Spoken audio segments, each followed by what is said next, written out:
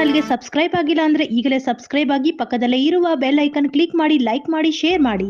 ಅದ್ದೂರಿಯಾಗಿ ನಡೆದ ಧರ್ಮರಾಯ ಸ್ವಾಮಿ ಒನಕೆ ಕರಗ. ಬಾಗೇಪಲ್ಲಿ ಪಟ್ಟಣದ ಬಸ್ ನಿಲ್ದಾಣ ಬಳಿ ಶ್ರೀ ಗ್ರಾಮ ದೇವತೆ ಗಂಗಮ್ಮ ದೇವಿಯ ಶ್ರೀ ಧರ್ಮರಾಯ ಸ್ವಾಮಿ ಕರಗ ಮಹೋತ್ಸವ ಭಾಗವಾಗಿ ಭಾನುವಾರ ತಡರಾತ್ರಿ ಒನಕೆ ಕರಗ ಆಚರಣೆ ನಡೆಯಿತು. ಬಾಗೇಪಲ್ಲಿ ಪಟ್ಟಣದ 23 ವಾರ್ಡಿನಲ್ಲಿ ಸುತ್ತಿ ಬಂದ ಕರಗ ಗ್ರಾಮ ದೇವತೆ ದೇವಾಲಯದ ಮುಂದೆ 3 ಬಾರಿ ಪ್ರದಕ್ಷಿಣೆ ಮಾಡಿದ ನಂತರ ಒನಕೆ ಕರಗ, ಸಪ್ತ ಕಳಸ ಕರಗ ಮತ್ತು ಅಗ್ನಿಕುಂಡ ಪ್ರವೇಶವನ್ನು ದೇವಸ್ಥಾನದ ಬಳಿ ನಡೆಸಲಾಯಿತು. ಮೇಲೂರು ವಹನಿಕುಲ ಕ್ಷತ್ರಿಯ ಧರ್ಮೇಶ್ ರವರು ಸುಮಾರು 6 ಅಡಿ ಉದ್ದದ ಒನಕೆಯ ಮೇಲೆ ಅರಿಶಿನ ನೀರು ತಂಬಿಟ್ಟು ತಾಮ್ರದ ಪಾತ್ರೆ ಇಟ್ಟುಕೊಂಡು ಟಮಟೆಯ ವಾದನಕ್ಕೆ ತಕ್ಕಂತೆ ಆಕರ್ಷಕ ನೃತ್ಯ ಮಾಡುವ ಮೂಲಕ ನೆರೆದಿದ್ದ ಜನರಲ್ಲಿ ಮೆಚ್ಚುಗೆಗೆ ಪಾತ್ರರಾದರು.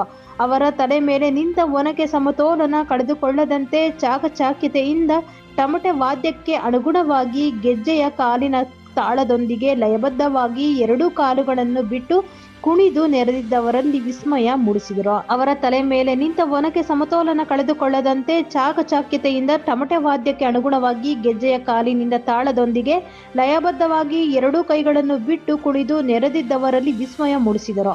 ಸುಮಾರು ಅರ್ಧ ಗಂಟೆ ಹೆಚ್ಚು ಕಾಲ ಕುಣಿದ ಅವರು ನೃತ್ಯವನ್ನು ಸುತ್ತಮುತ್ತಲಿನ ರಸ್ತೆ ಬದಿ, ಕಟ್ಟಡದ ಮುಂದೆ ಮೇಲೆ ನಿಂತು ಜನರು ವೀಕ್ಷಿಸಿದರು. ಕರಗ ಮಹೋತ್ಸವ ಅಂಗವಾಗಿ ವಿವಿಧ ಗಣ್ಯರಿಂದ ಭೇಟಿ.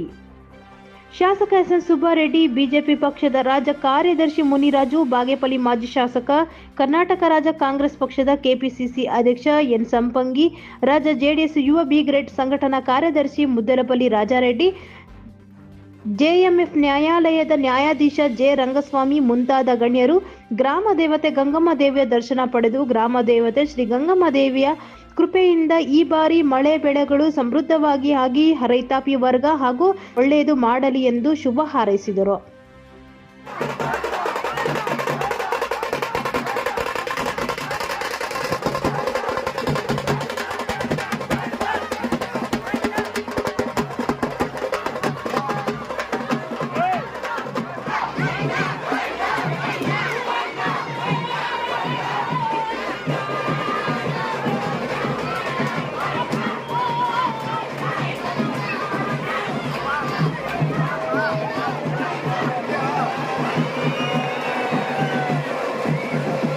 Bureau report, Rannagopala Reddy, TV 9 Kannada news, Bagepalli.